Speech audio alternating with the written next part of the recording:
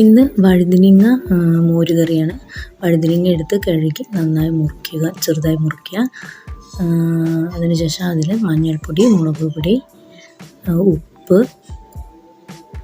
കുരുമുളക് ഇട്ട ശേഷം തിരുമ്മി വെക്കുക. നന്നായി യോജിപ്പിച്ച് മാറ്റി വെക്കുക. ചീഞ്ചട്ടി എടുത്ത് അതിൽ കടുക് പൊട്ടിച്ച ശേഷം കുറച്ച് ഉലുവയും ഇട്ട് പൊട്ടിക്കുക.